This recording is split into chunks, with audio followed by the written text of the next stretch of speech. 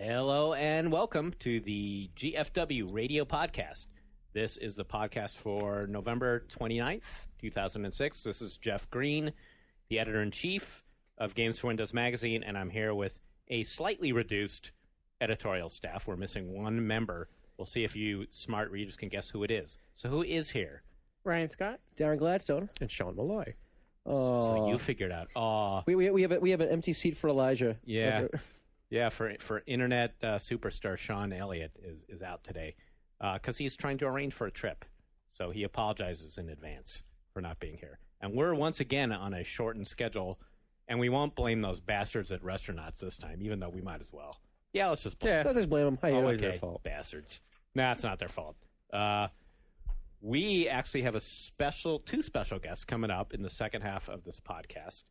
Ray and Greg from Bioware, the CEOs of Bioware, makers of Baldur's Gate 2, Jade Empire, KOTOR, what else have they made? Neverwinter Nights, and the upcoming Dragon Age, the cover story for our first issue of Games for Windows Mag. So they'll be joining us in about 25 minutes or so, 20 minutes. Something like that. So hang on for that. If you don't like us and you like Ray and Greg, wait for them. Or skip ahead. Fast forward 20 minutes. Yeah. And if we sound funny, it's because we had to quickly move all the podcasting equipment into someone's corner office. So. Yeah, we're actually sitting in the office of some dude for it's the PC Magazine editor-in-chief, right? I think so. Isn't that his new title? Yep. And I gotta say, he doesn't have that impressive of an office for being the for being the head of like a flagship Ziff Davis magazine. I mean, no offense to the guy, but really, I think he worked out of a virtual reality helmet. And I think he's got some secret like second office somewhere that's got like the girls feeding him grapes in the spa or whatever. Because this thing is kind of a dump. Anyway, so we're here. I'm back. I'm completely exhausted because I just spent 2 days in Boston seeing Iron Lore, the makers of Titan Quest, and so I'm like jet lagged and exhausted. So I'm gonna stop talking in 1 second. One. But I was really excited to see that expansion. Actually, I have to say, and I'm not just saying that because I'm kissing their ass, though maybe I am a little. But because I thought that game was kind of underappreciated. What did we give it? Do you remember? Oh, was that during our scoreless era? I don't think we gave it an editor's choice. We didn't? No. it fell just shy, I think. Did it? Yeah. It's really. I was thinking as I was playing through it again this weekend in preparation for this trip that it's probably the first Diablo clone, quote unquote, that actually probably was worthy of not being called that. You know, it seemed to me like good on its own right. Every other one sort of paled it like lived in the shadow of Diablo. Mm-hmm. But do you think the reason why that is because it's been like so long since Diablo 2 came out? Well, I think that's part of it, but I think that they also like sort of got that magic gameplay formula right, where like everybody always tries to get that, you know, carrot and stick, loot, monster, level up thing, and they never quite get what Diablo got. But these guys did it, and they did it because they made the loot mechanism interesting, for one thing. They made the loot, like, the only loot that drops is loot that, like, these monsters would actually wear, right? Mm-hmm. So there was that thing, and then they had all these interesting charm. Did you guys play this game? Oh, yeah, played a bunch of it. All the charm stuff, the way you can enhance your armor. There was just different. They found different ways to make this basic mechanic cool, I thought. I think my favorite power-up as a defender was being able to turn into a Titan. Or whatever it was. Like, it was a special ability you unlock later on where you can, like... Really? I didn't get that far. It's one of the Uber skills. Huh. You can, like, grow to, like, basically like, dwarf the screen and just kind of, like, crush anyone. That sounds more like Final Fantasy or something. Kind of. So that's what I've been playing, and that's what I've been doing. Right. How about you guys? I've been playing EVE Online. And you actually were playing it. Yeah, actually. Yeah. Are we going to not make that joke? Yeah, I'm still playing it right now. No, but you actually, but you were all despondent because you couldn't get a Wii, so you just... I was, yeah. I actually almost took the money that I was going to spend on a Wii and bought a new processor with it. Oh. But I didn't. Did you get all frustrated? I came real close to just going down and... But you didn't. I didn't. You didn't buy the new processor. You're still holding out for the Wii. Yeah. bastard. Dare to dream. I'll work on a console magazine or something. Maybe I will. Ooh, show No, us. don't. Okay. So why the EVE Online still? Why? It's cool. It's not your stupid WoW. Well, Angry man. I know. Everybody likes the WoW games. They like the the loot, killing the monsters, all that stuff that you kind of just talked about with Titan Quest. I do like that. I don't like kind those. of one of your basic game mechanics. Like, is there no loot or killing monsters in Guild Wars? The Pavlovian bell ringing doesn't work for Ryan. He's above that. You can. I mean, there's space pirates. You can kill. loot if you must. But there's other ways to get from point A to point B. Well, what do you do then? What were you doing? There's the thing that I've been doing is I've been working like the economy. Oh, there's like this whole huge complicated sort of market in EVE. The whole but if answer the question, if I went over to your house, say, hey, dude, I'm playing EVE Online right now, and I came over, what would I see you doing? What's going on your screen? I go over here and I buy things for a really cheap price, and then I go over here and sell them for a really high price. You know, that's called the stock market. Where you can actually make real money doing that exact same thing. You could go to eBay. How is that like a game? But I don't know. I'm not risking anything real. I guess. I mean, but you could do that in WoW too, right? I mean, you could play the auction house or whatever. But so is that what you're doing basically? Is this like an auction house mechanism, or is that the game? Like, are you doing the space combat stuff? I haven't really gotten into the space combat outside of like fighting some NPCs. I tried a little bit of it, but it was. Isn't that dumb. Like mostly what people do, or no? Some people do. Some people don't ever touch that stuff though. There's like you can do the market thing. You can go and mine, which is mine what? Your basic boring trade skill sort of thing. Mine asteroids. Mine asteroids. Or you shoot a laser at them at least, like a green laser that looks really cool. There's lasers. Oh, cool. I just can't wait to play this. You're making such a great game. Well, it's a very slow. It's a lot slower than a game like WoW is. You have to. There's more of a learning curve to it. Mm-hmm. I prefer my games slow and boring. Hey, it's a good game. It's a good game once you get into it. What is it about? I don't mean to press. No, I do mean to press you on it. What is it about this one that is getting you to keep coming back over all the other MMOs right now? The comparative amount of freedom. Do you liken it to Ultima Online? Yeah, that's exactly really okay. With a game like WoW or EverQuest or whatever, mm-hmm. when you go into the game, you're like, okay, I want to find something to do. Uh-huh. I'm gonna go talk to one of these dudes with the exclamation points on his head, and mm-hmm. I'm gonna go do a quest. Mm-hmm. Or I'm gonna go fish. That's what there is to do. Fishing's fun. But I mean, like something. If you fish where the little swirly things are, you get special things. Magic fish. Like the objectives are all built in for you. Yeah. Right. They're basically telling you here's where you need to go and here's what you need to do. Mm-hmm. EVE, with a game like EVE or Ultima Online, mm-hmm. well, Ultima Online, how it was, mm-hmm. you can you log in and you kind of make your own fun. Yeah, yeah, I see what you get. More sandboxy. Right. Yeah. Right. I mean, WoW is essentially like a really nice amusement park. Right. Where everything is all set up for you. But I like that. I do too.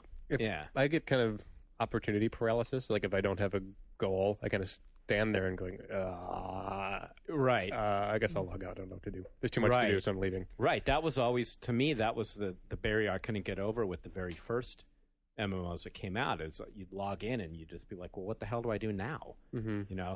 But I do have to say that when I went back to EverQuest 1, when I was writing that story on it for the last issue, I went back in and I created a level 1 character, and because I wanted to go through the newbie experience again. And they've now retrofitted the whole newbie experience in EQ1 in light of WoW. So now they walk you through this whole quest thing, for basically like for the first 6 levels, there's always people giving you stuff to do and whatever. And I was weirdly, it's totally hypocritical, but I was weirdly like disappointed that they did that. Like, I don't know why, just because they're trying to be like WoW. Sort of. Yeah, like EverQuest wasn't WoW, so that was Yeah. Yeah, I know what you mean, because I did the same thing when I used to play EverQuest. I would go in, and part of the excitement was, not exactly knowing what I'd be walking into, or if I'd be dying in 2 seconds if I walked into that cave over there. Exactly. Whereas WoW, you just know, they're just like, okay, that's not where I'm supposed to be right now. Right. Yeah, we talked about that a little bit on the podcast that we have with Jeff Butler from Sigil. The part of the appeal of EQ and Ultima Online and all those games back in the day was that there really was a sense of danger and of the unknown. That's what I like. Yeah, I can see that. Have you been PK'd in EVE yet? I haven't yet. No corp. Well, that's because you're traveling in the safe zones, right? You can't be PK'd in the auction house, can you? Well, the way it works, in the bank. There's different Get robbed. There's different solar systems, and each has a security rating. And the higher it is, the more NPC protection that you have. So, and there's areas of just wild space. Is it all PK?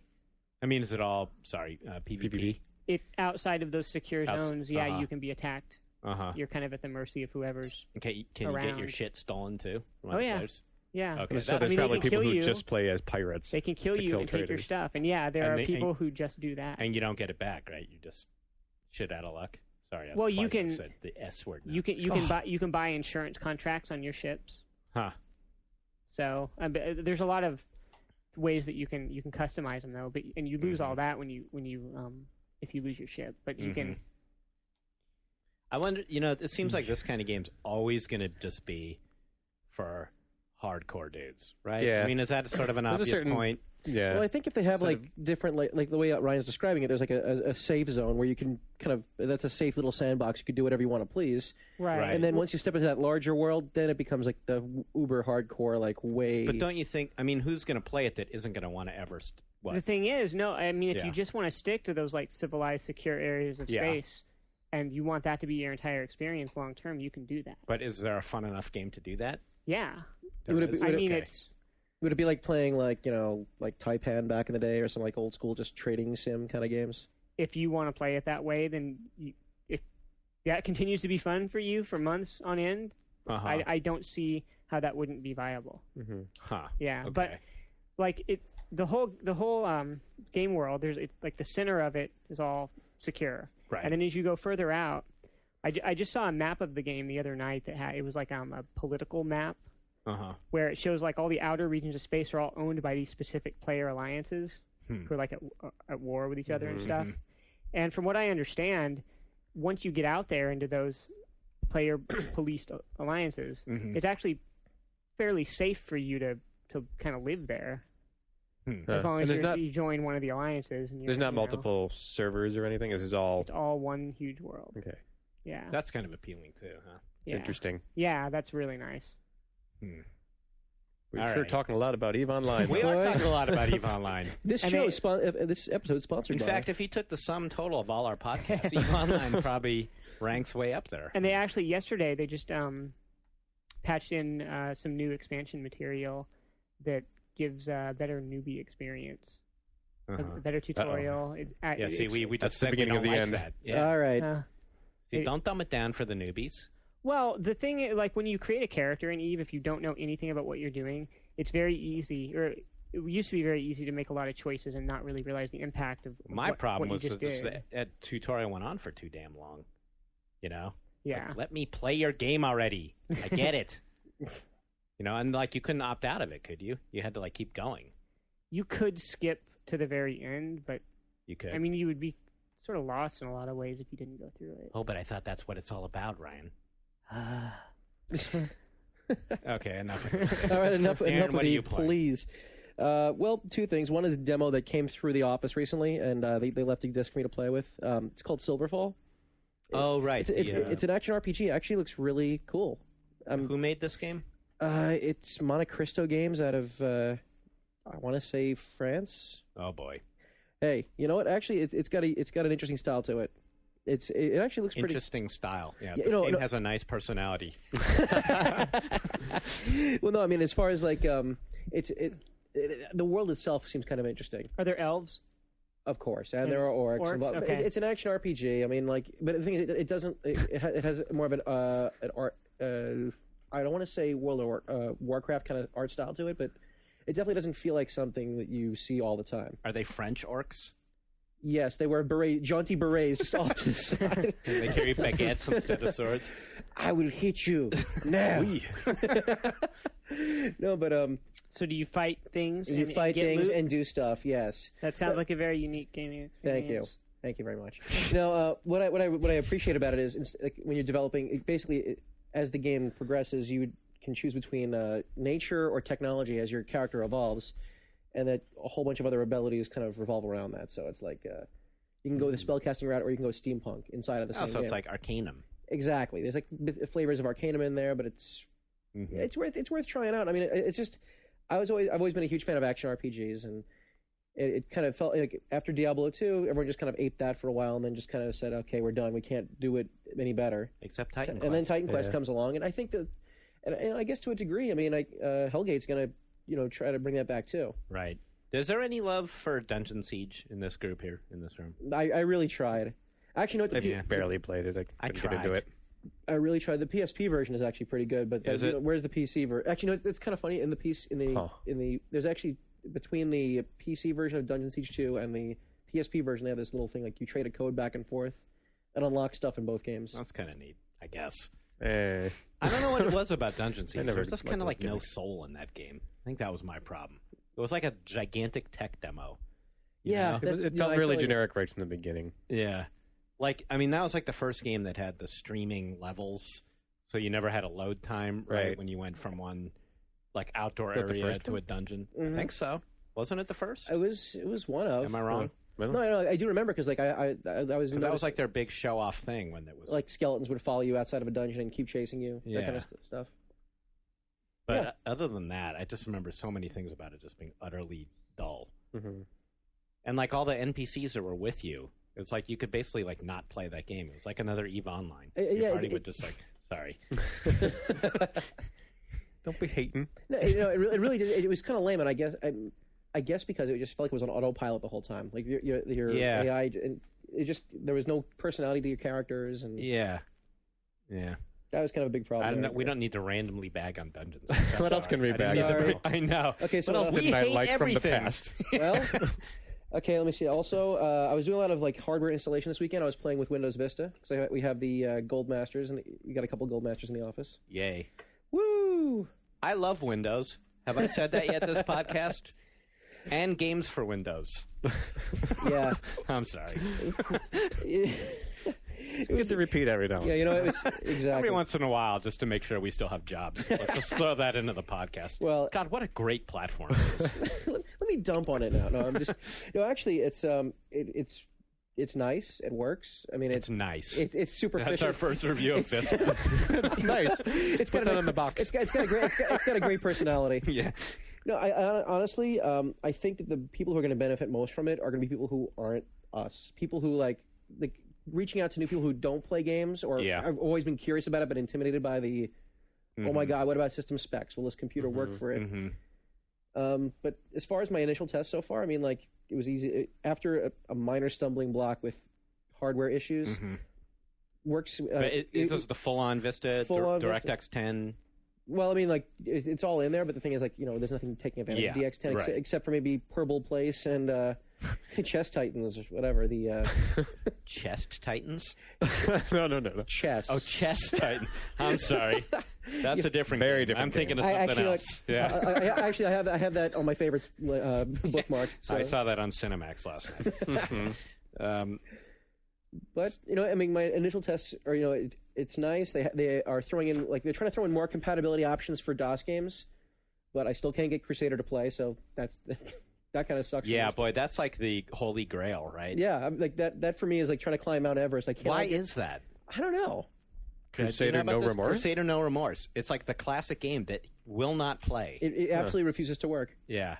It's like Crusader. You mean that one? Yeah. Wow, weird. The closest I'll ever get to playing that on my computer, I just copied all the files onto the hard drive, and that's yeah. I don't think it's ever played under any version of. It never played on XP. It never played on Windows 95. What's it doing? Oh wait, or was it a Win95 game? No. It was a DOS game. It was a DOS game. Yeah. And the thing is, I tried rolling it back into play into Win95 compatibility mode, and still nothing. And it still doesn't. Yeah. That never works. No. Well, the thing is, they were trying. I mean, I was hoping that they would have done like more with it, because they went to the trouble of throwing in this whole extra tab in the properties menu when you like want to load up a DOS game or something. Why don't they just integrate DOSBox? That's what I was saying. Why not just like like it's done obviously for them. works. Yeah. Yeah. Look, they couldn't buy them, so they just.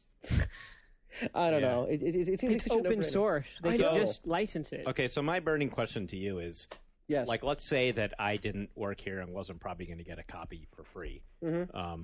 Would I want to buy one? Would I want to buy Vista? Well, I mean, I think the real question is, are you buying it right now? Right now. Like buying a PS3 now, which we all know would have been a completely moronic thing to do.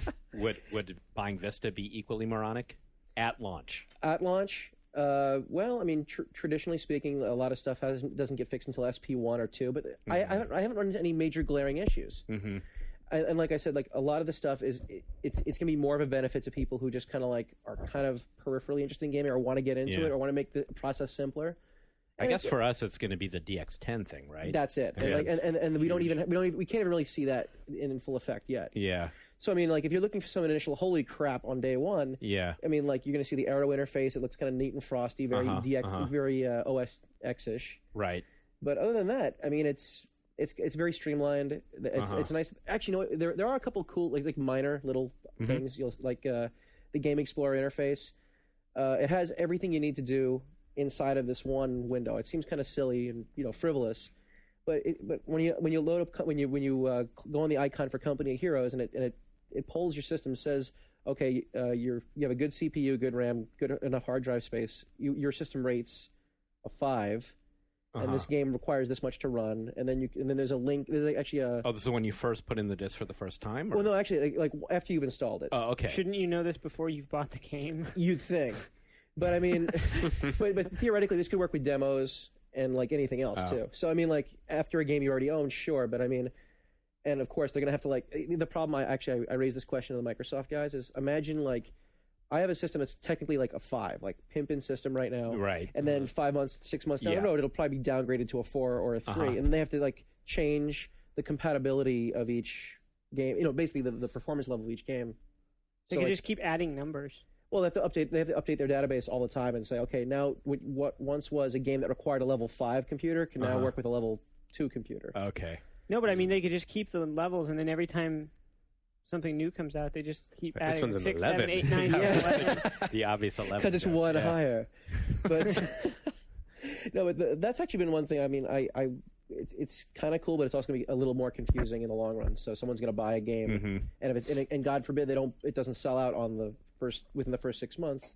That box is going to say, "Oh, you need a level 5 system." Right. I've seen the a couple builds of Vista, and just the aesthetics of it. I mean, just the completely shallow looks factor. It is cool. I mean, it does look nice, and it made me think that's going to be nice. But just in terms of actual practical reality, and do I need this right away? Yeah, I mean, I wouldn't say it's imperative you go out and race out and buy it. But I mean, the fact is, other games are going to be... probably as soon as like Crysis comes out and some other DX10. I think once you see the applications that really take advantage of it, I mean, when I see like Live Anywhere start being populated inside of the OS, that's going to be really cool. I'm already tinkering out with gadgets, kind of like the little clocks that you could put on the desktop. Widgets, and stuff like that. Widgets, exactly.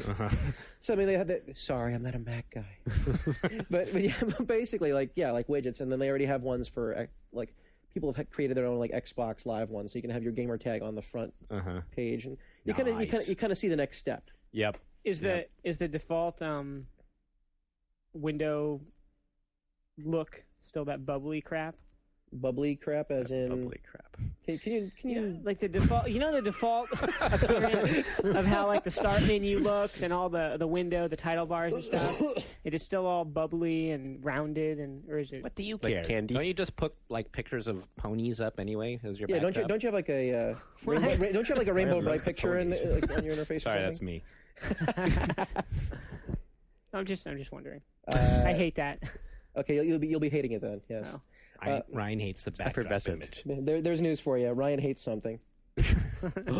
Hey, Mr. Malloy, before we run out of time, do you have something to contribute to I'm going back to the Burning Crusade beta. You are? Yeah. Okay. Where'd you go?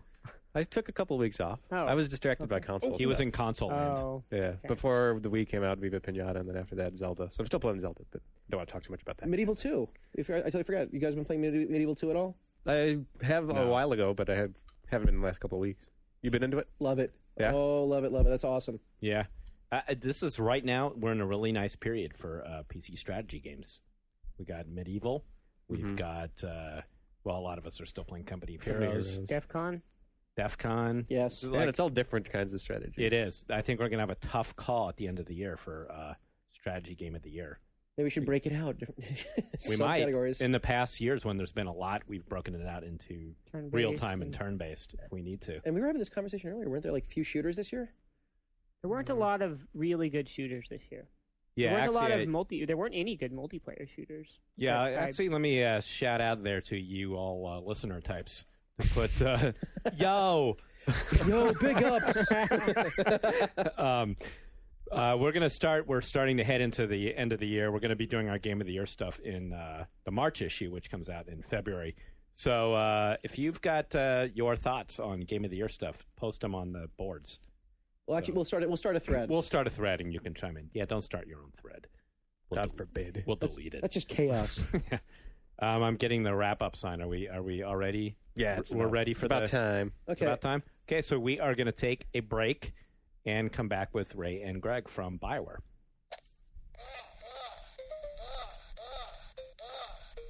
Oh, hello. I didn't see you there. But as long as you're here, let me tell you about EGM Live, the weekly podcast from the editors of Electronic Gaming Monthly, along with the wonderful sounds of... EGM Live comes action-packed with special guests, late-breaking news, fanboy-baiting commentary, behind-the-scenes tales of office tomfoolery, and trivia contests with fantabulous prizes. Download it now at egmlive.oneup.com or subscribe to it through iTunes. EGM Live is part of the 1UP Radio Network, taped in the Ziff Davis offices in San Francisco. It is not actually live, and contest prizes are not guaranteed to be fantabulous. And we are back, and joining us via the magic of Skype is three very important persons from Bioware Incorporated. They have called into us from Edmonton, Canada, and we're very happy to have them here. We have with us Greg Zeschuk, the president of Bioware, Ray Muzica, the CEO of Bioware, and Scott Gregg, the project director of Dragon Age, their next PC game, which was also the cover story for our first issue of Games for Windows. So, hello, gentlemen. Welcome. Hey there. Yeah, thanks. Hey. I have one important question for you first. This is for Ray and Greg. What's the difference between a president and a CEO? Why is one and one the other? Ooh, very interesting question. Does a CEO make more than the president? No. Fortunately, no. We're both peers, actually, at the corporate VP level at our parent company, Bioware Pandemic. But we focus on a lot of the same things here and a lot of different things, too, at the same time. So my role is kind of more across all the different areas, like projects and operations and, sort of development, but at more of a strategic level. Uh-huh. And me, Greg, as the president, I tend to go a little more deep on primarily projects, but again, sort of sharing a lot of sort of project vision and strategy stuff with Ray, but kind of helping out guys like Scott on a day-to-day basis is kind of a little more guys. So you guys have been together doing this for forever. But did you ever like fight like, no, I wanted to be CEO, no, I wanted to be president? Well, actually, we were joint CEOs, and we changed it 12 years. And we thought we always wanted to reconfigure and shake things up a bit and mix it up, Uh-huh. So is one of you is like the president, the boss of the CEO, or is it the other way around? I'm sorry, I'm totally. I'm wrecking this whole. No one's the boss of me. I'll tell you that right now. Except for our boss. We actually have, and that's one thing too. We have a boss. Yeah, they're a well-oiled machine. Yeah, we do have a boss. Yeah, no one's the boss of me except for my boss. Well, CEO does stand for Chief Executive Officer. That's all I have to say on that. Well, we're peers. We're peers at the corporate level and at Bioware. We've been partners and co-founders here for many, many years, and we're actually really lucky to have a good partnership where we can work together as peers and kind of jointly make decisions together. Okay, well, I was trying to pick a fight between you two, but you weren't taking the bait. Well, why being a video game company that focuses on a lot of fantasy games, we did have to remove all the swords from our offices at various times over the years. And there's been a lot of carpet cleaning. I don't want to go into any more detail on that either. Ew. So why don't we talk about Dragon Age? That's why we're all here. Dragon Age is Bioware's next fantasy role-playing game. It's going to be a little different from what we've done in the past. We're really been pushing for trying to make it more of a dark heroic fantasy setting. So this is a new fantasy role that we've created, and we've taken all the elements from what we call high fantasies, where you got wizards and dragons, obviously. Quests, all the things that you expect from like the high fantasy, and we're putting in elements from dark fantasy too. So it's going to be a much more sophisticated, a more mature approach to it. I think one of the, if you want to compare it to what we've done in the past, it's actually a bit more targeted towards a more grown-up audience on it. Mm-hmm. So one of the key things we're putting together is we're trying to grab that tactical party-based experience that we had from our previous games like Baldur's Gate and even Neverwinter's Night, and pull them into like a next-generation experience that you actually play on the PC. Mm-hmm. So when you're saying darker, more than one person while we were visiting brought up like George R.R. Martin books. Is that the kind of influences you're talking about? Well, there's been a lot of influences from the team. We've actually been working on this for quite some time. Even when we were working on our D&D games, there was a lot of ideas that you had that you just couldn't, do in someone else's IP. Right. And pulling a whole bunch of these things. We've been looking where we think the fantasy audience wants to go, and we're, now that we're building our own IP or our own fantasy world, we're able to actually do all the cool things we wanted to do for years and years. Yeah, and another way of slicing it too is typically, Bioware games, I think we like to hope, but we think it's probably true, is enjoyed by quite a sophisticated audience, and so the sort of gravity of the decisions and the storylines are something we really want to push in a game that like Dragon Age. I mean, it's really people that are can handle the heavy decisions you have to make and enjoy that kind of thing is really what we're driving at. We're trying to create a story experience that I guess when you mention George R.R. Martin, I mean there's shocking things that happen, and we're going to do the similar thing in the game.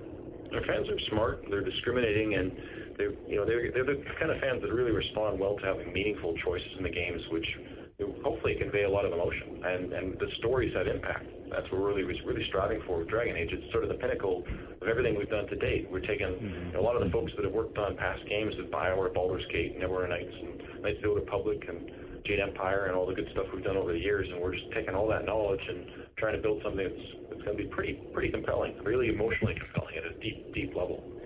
In all those games that you've worked on that you mentioned, there definitely were moments that you can point to in every game where you had to make some pretty tough moral decisions, and the consequences would often be fairly brutal. And so you have been able to do that even within the context of somebody else's IP, like a D&D or a Star Wars. So what do you think you're able to do with your original IP that might be, like, is there a specific example you could give listeners as to what kind of extra freedom you might have now? Well, we've had the honor of actually working with some of the greatest licenses and IPs in the world, and it's been great working with that. But in the end, you have to respect the license owners on it, because they're the ones that have set up in the world. So there's certain things that you just can't do. Now, I don't want to give away any of the real story points on it, because that's kind of the bread and butter on the things. But one of the things we've been striving for is to try to make sure that whenever consequences happen, they make logical sense, so the player is aware of what their choices are going to be. These ones make the decision itself to be very emotional and very difficult for them to do. Another maybe another way to slice it too is there's been times where we wanted to involve characters or locations and hey, kill people off, destroy things. I mean, and we had to answer to someone to do that. Now it's really ourselves. Right. If we want to, bring up a key character, build it over time, and then knock it down at a later date in some gruesome fashion. I mean, it's our choice, and I think that freedom. I mean, we find that freedom to be really, really freeing. In terms of the openness of what we can create it's kind of one more notch. We kind of dial it one more notch upwards, which is really cool. Right. I guess with D&D, for example, like you couldn't necessarily, you couldn't like fundamentally change something in the Forgotten Realms world, right? I mean, you'd have to get their approval to destroy an entire city, say. Even just for the sake of your own particular fiction, right? In Star Wars, it's not like George Lucas probably doesn't want certain planets blown up that are going to be right. Not going to blow up the Wookiee homeworld in KOTOR. Yeah, that doesn't. Chewbacca wouldn't be very pleased with that, obviously. Right, but would that be a problem? And I'm not asking these things as a way to diss those IPs at all. I'm just curious. If you had, it was an honor, like Scott said, to work on those. It was an honor, and it was a great experience. And we had great respect for Atari and LucasArts, for respectively for D&D and Star Wars. I mean, we have great reverence for those. And right, but like say in the first Knights of the Old Republic, you had actually wanted to have a player choice eventually lead to the Wookiee planet blowing up. Like, is that the kind of thing that that Lucas may conceivably have said, even just within the fiction of your game, you're not allowed to do that? Well, that's a tough question. I mean, obviously every situation is different. The nice thing about a game like Dragon Age is, now the decision is basically up to us to decide what's the impact to the world, to the fiction going to be, and how is it going to impact the player. Right. One of the things fans always want is consistency between the things. When we're doing Knights of the Old Republic, we want to make sure that the fans, that are exposed to the modern era stuff, they can see the links on it, and there wasn't any inconsistencies. This is one of the design philosophies we've been taking from Dragon Age, is that things in the world make sense. You just don't walk around the corner and there's some monsters. Why are they there? Everything in the Dragon Age world has a purpose for being there. It makes logical sense. And all these things all pull together to really make a more immersive experience for the player. What are you guys going to do? It seems like the freedom is a cool thing about the IP, but on the other hand, the challenge is going to be getting people to be compelled to want to invest in that game, in your fantasy world. And what kind of steps are you guys taking to ensure that that's going to happen? Like how much are you building the world out in your own head? Are you going to release stuff ahead of the game to get people interested in the world? One of the neat things is the team has been working for literally years on the backstory of the history of this world. It's incredibly rich, so it feels really well integrated, and it's something we're really proud of. Designers have built something that it feels like it's a living, breathing world. So there's small elements all throughout the game that reflect that and make it feel richer. And we're talking about sharing some of those elements with our dedicated fans, because they are the kind of things that really appeal to the fans when they understand the depth and richness of the fantasy universe. They bring it to life and make it feel like the characters there are real characters, the characters you can come to care about, and that they make the story that much more compelling as a result. Yeah, I think another factor too is the biggest thing we can do is make an awesome game. Like at the end of the day, if we make a great game that just is totally compelling with characters you love, I mean, that's why people get invested. And the other thing that's interesting is allowing us we've been exploring this in obviously the last few games that Bioware's been working on. Just a game that's derived just purely from game fiction. It's dedicated to the gaming platform. It's not derived from some other source. It actually it kind of gives you the ability to kind of think about it in a different way. Like we look at things like downloadable content. Obviously we've sold Neverwinter Nights modules. Like we can think of how to deliver that big story in one chunk, and have little stories after the fact, and how it all ties together into a giant arc. Like we've got so much flexibility in how we put it together because of the medium itself. It's really interesting. Mm-hmm. So does that mean you're pursuing that idea right now with Dragon Age, where leave the whole world wide open, you go through the story, and then there'll be additional uploadable content after the fact? Yeah, absolutely. That's actually a really important part of our community plan. that we really believe in supporting our fans post-release, and we want to do things that will actually allow them to continue exploring new directions. So obviously, we're building a core game, but we are thinking about the franchise. We are thinking about this as a long-term IP that we're going to support at Bioware for years and years to come.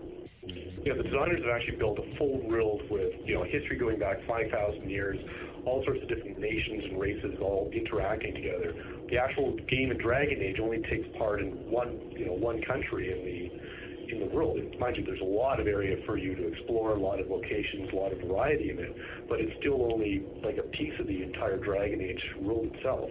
And our design team is looking forward to sort of exploring and filling out that over time. I mean, that's our long-term goal. And I think also the company, we kind of have a very long-term view when we make stuff. Like, we want to, I guess when you look at, like, the entire Baldur's Gate arc as at one level probably one of our crowning achievements, in the sense of, we took a pretty massive story, like, from beginning to end, and it was a really compelling experience. And at the end of it, the conclusion, you felt like, wow, I did something. And I think what's exciting is that now, again, when we're the ones that kind of control the property in the world, we can do that, and we also can do it over and over again. We can create all kinds of different stories and all kinds of ways that we can put them all together into a giant arc. There's all kinds of neat things that we can do. Mm-hmm. Go ahead. Okay, I was just to expand a little on the modules, and obviously, like, you kind of pioneered that area with Neverwinter Nights.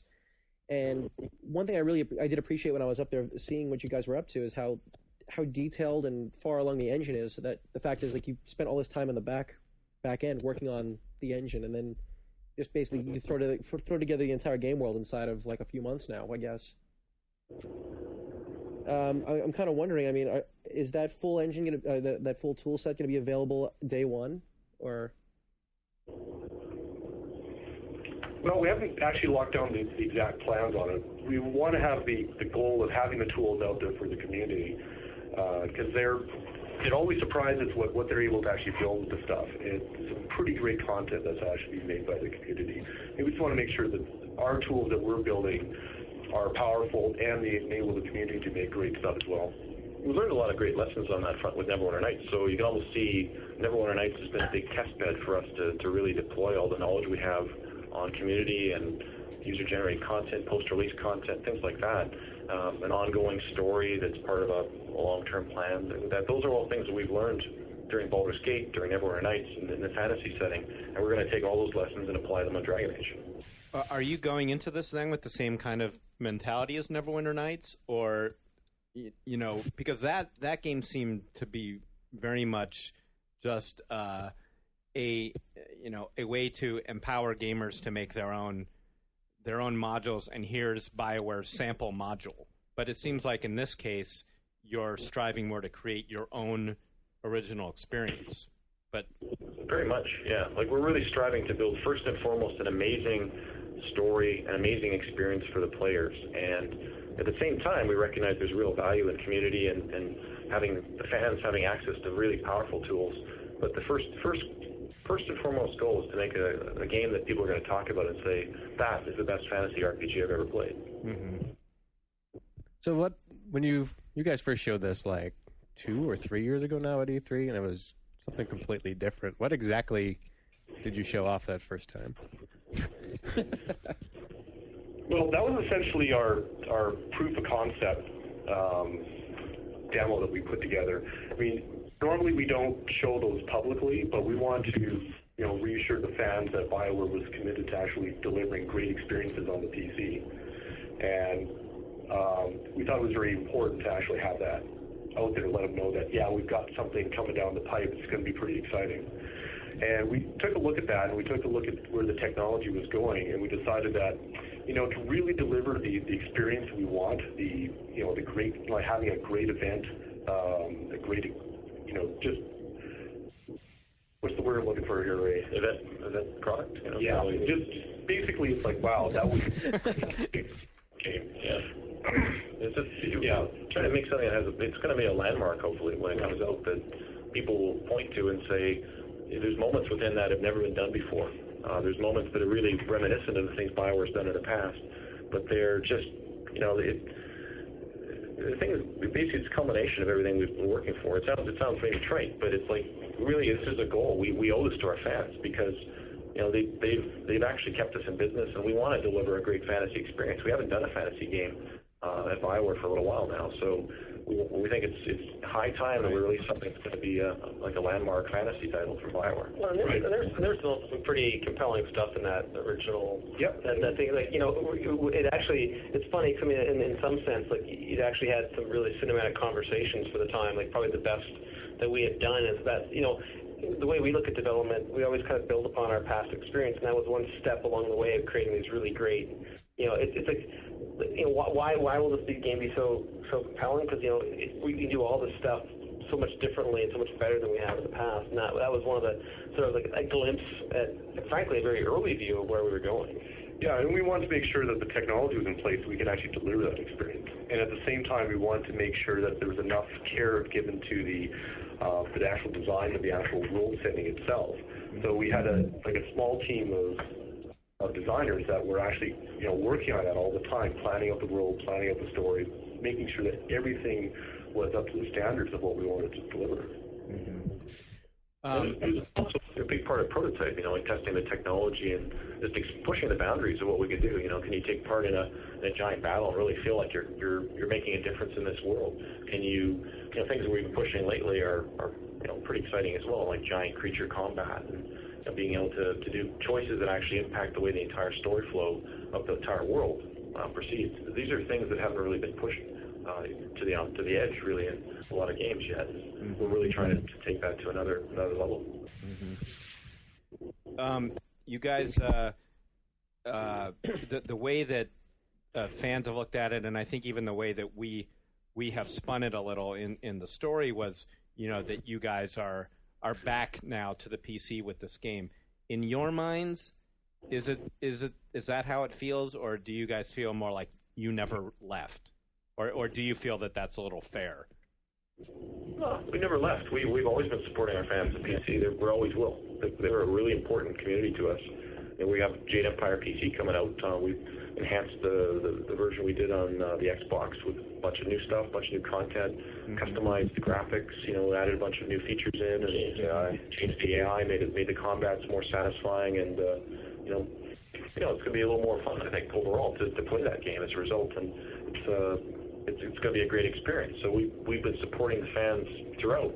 We have another game coming up shortly as well. And it's I think we will always want to support the PC fans because they're so important for our online community. They are the people that are talking about the games on the forums that kind of build the early awareness, and the early adopters basically that kind of propagate the news about games when they're excited about something. And I think the key thing for us is also, even though we play console games, we're still pretty hardcore PC players. Like we've got, we still play a lot of stuff on the PC, so it's still in our blood, and I don't think it'll ever not be, because not much beats that experience when you're trying to get certain types of games and game experiences. Like the PC is unbeatable. Like it always will be for certain things.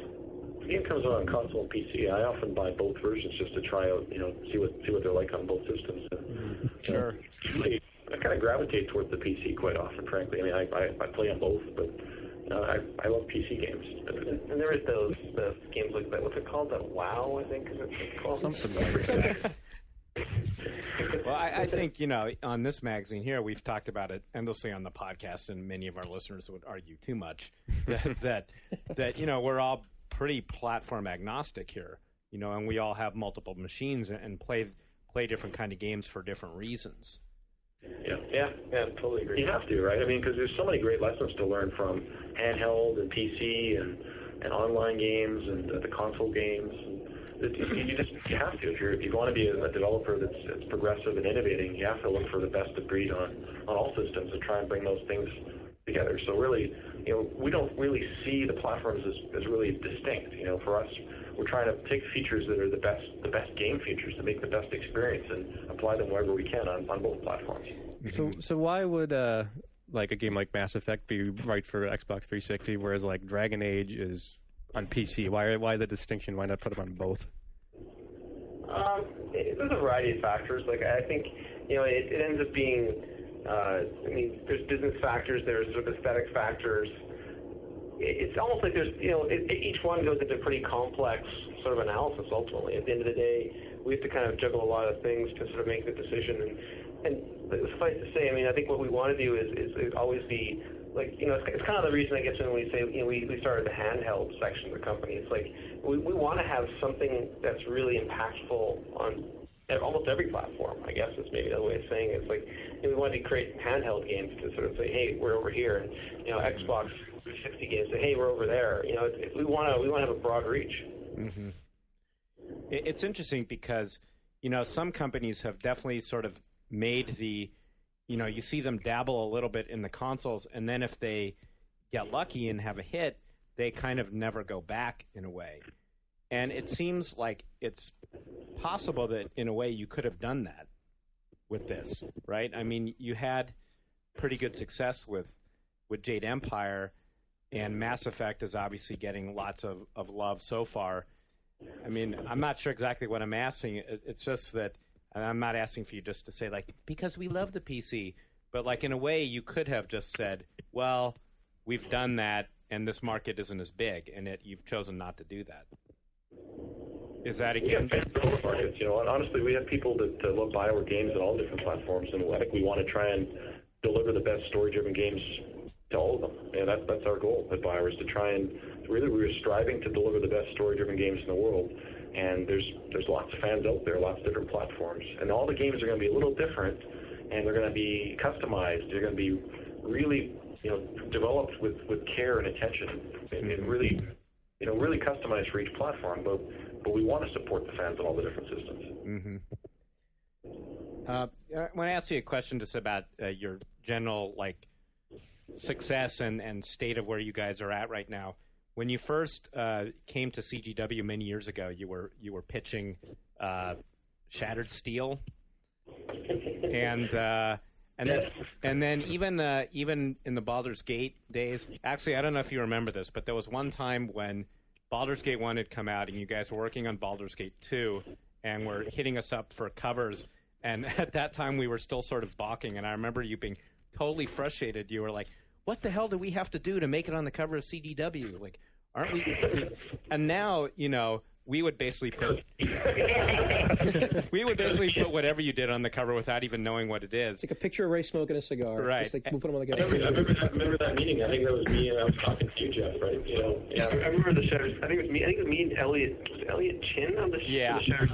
I was really impressed because you guys had this big monitor. Like, this was back in the day when it was like really big. I came back and they had this giant monitor down there.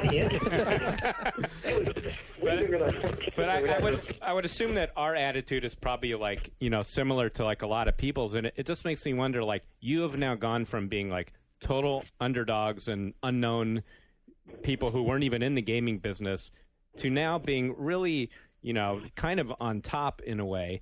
And I wonder how the pressure is different to you, how it feels. Is it harder now? Is it easier now? You got to stay humble, and you're only as good as your next game. In the eyes of your fans, and that's the way we look at it, is we can't let our fans down, not once. Mm-hmm.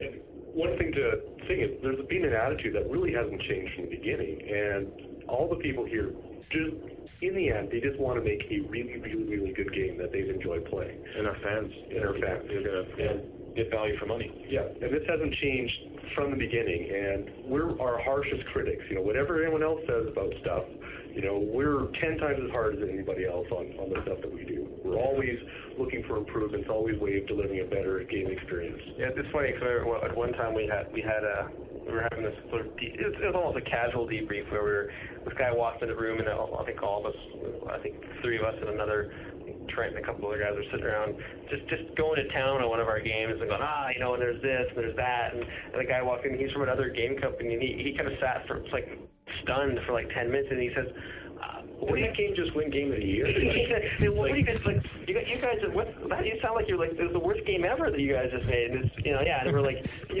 pretty good, but it could be better. Yeah, and I think we are. In retrospect, it's always easy to. Yeah, we're not belittling the work. I mean, I think the things that we create are really extremely hard, but and we're not perfectionists either. It's just that I think from our perspective, and that's actually where maybe we don't feel the pressure because we always had it on ourselves anyway. Like we don't worry so much about the, I can't say that we don't sort of wait for every single review and continually check all the the Metacritic and game ranking stuff for our products. I mean, we do. We hang on that stuff, but at the same time, don't get us started on that. Yeah, please. We're not big fans ourselves. Yeah, the way we operate is, it is really it's almost like a peer pressure now. Like, I think we also have multiple projects, and everyone wants everything to do well because it kind of keeps the positive energy flow for the next project down the pipe. So you have a lot of, your peers at the company. There's over 300 people working here now, and there's lots and lots of games we're working on. So they're all really good people. They're smart, they're passionate, creative, hardworking, and really crazy about making great games, and they want everyone to succeed. And so, our colleagues here at the company are the ones we want to make sure we don't let down the most. I mean, we want to make sure that they have that nice record when they release their game. And the last one was successful. This next one will be as well, hopefully. So success has not spoiled Bioware yet. You're just waiting we have larger monitors than 14 inches now, but not much. Actually, we have pretty good monitors. I think we're and bathroom doors that closed. Remember the first office we were in? Bathroom door closed with your foot. Really? Let's talk about the first office. The first office I visited up in Edmonton was shockingly low rent. Yeah. Maybe that was the one that it could have been. Well, there was this one where, it was funny because it was above, next to this restaurant, above this, secondhand bookstore. And I think when we actually finally looked at the electrical system, we couldn't believe that 30 computers hadn't, completely blown all the circuits. 4 breakers. 30 or 50 machines. Yeah, actually, we started to crack. Yeah, it started to break down at the end, but that was for less than a year. No, I haven't spoiled this. I think we still want to, we still want to do good stuff. We don't want to. We have a lot of folks that look forward to what we make. We don't want to sort of have them feel that we're letting them down or we're not doing a good thing. Each game has to be better than the previous one. So it's you got to learn from the past because we have such good people here. I mean, our games are pretty good. So we try and make each one better than the last. Yeah, they're okay. When I was up there to see Baldur's Gate 2 for the first time, at that point at the size of the company and where you were at, Ray, I'm not sure about Greg if you were doing this too, but Ray, I remember that you were taking home builds every single night to play the game. Your involvement was extremely hands-on. Is it still that way with Dragon Age, or has the company gotten too big for that? At the right point of the project, we did. Yeah.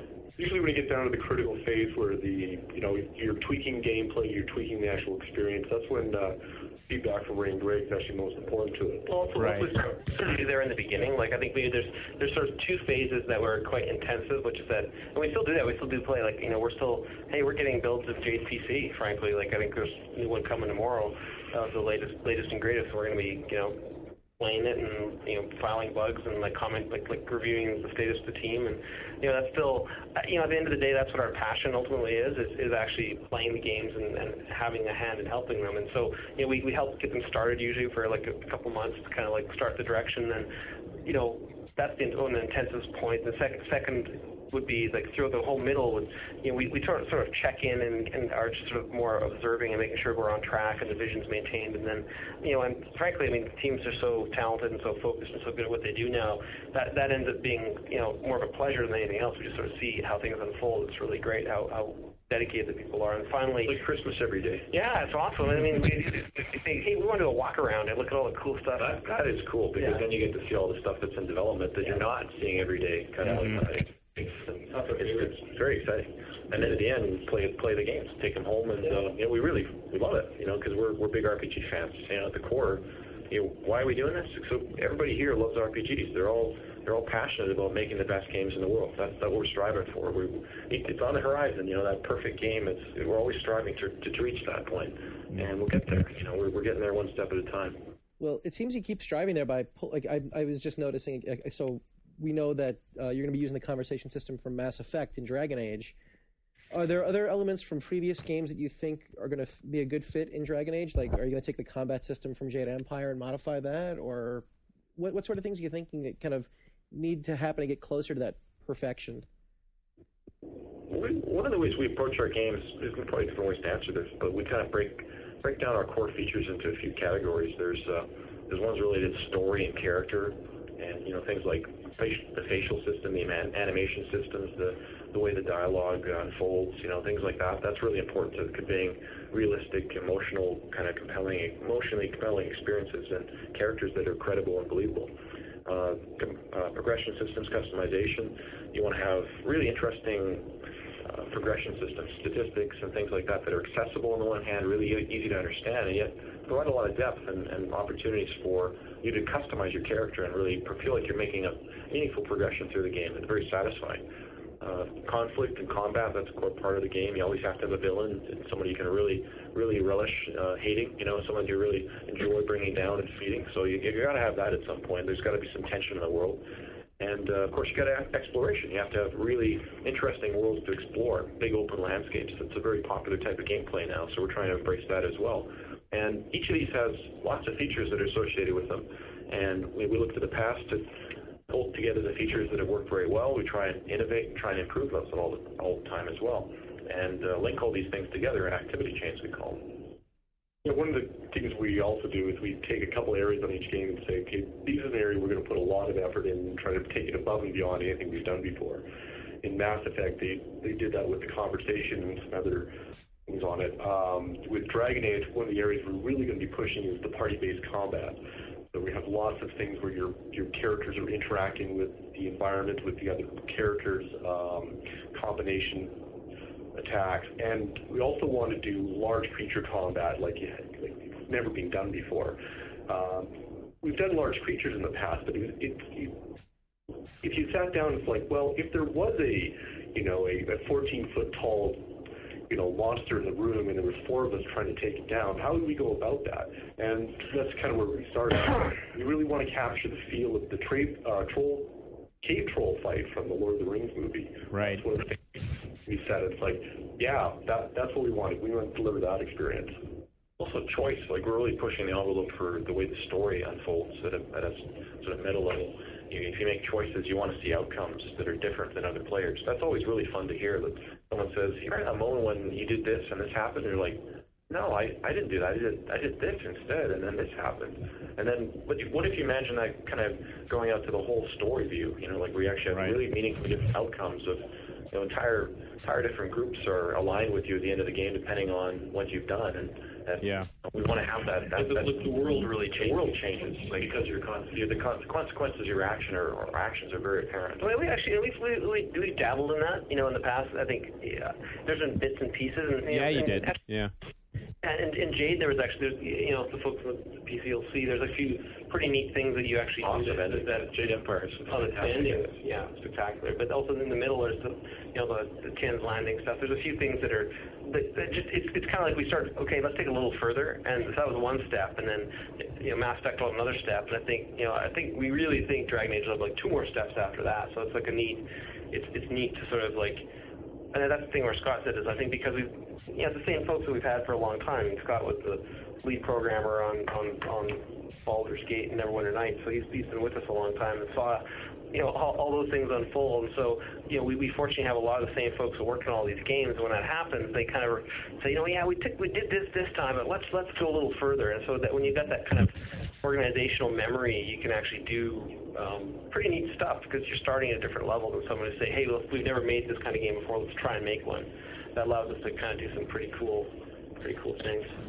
Is it just from a technical standpoint or a gameplay standpoint? Is it that hard to do that kind of thing you're talking about, where moral decisions will change the world? Because I'm just curious as to why most other folks don't even attempt to do it.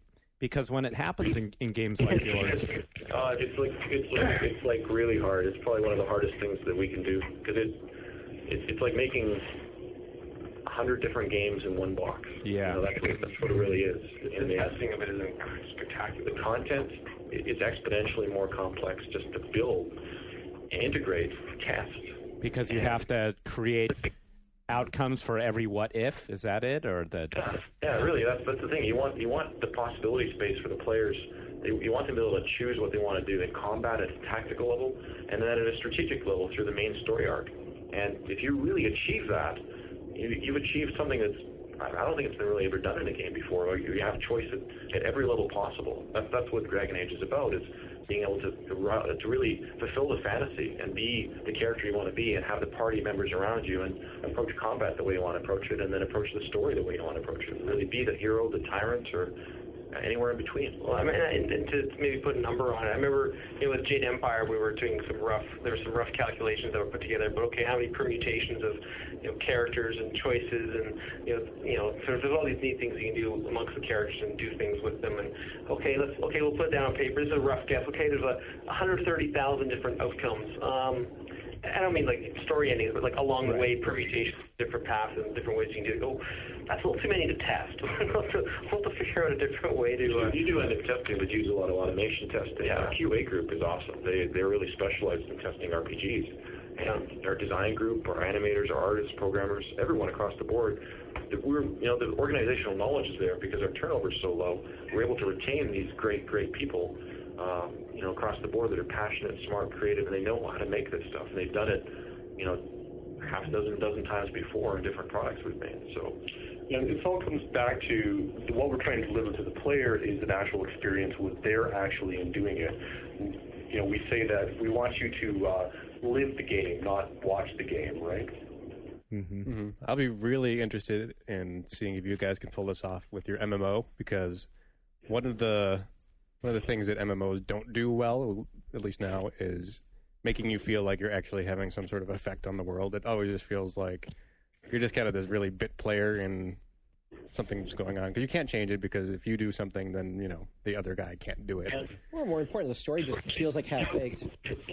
Can't talk too much about that, but there's certainly some interesting mentions that, it's kind of funny, because, when we actually try and put our experiences against making an MMO, it's neat, because we want to sort of go different directions, and again, that's another super team working on some really cool stuff. There's a lot of folks from the sort of Austin scene working. There's also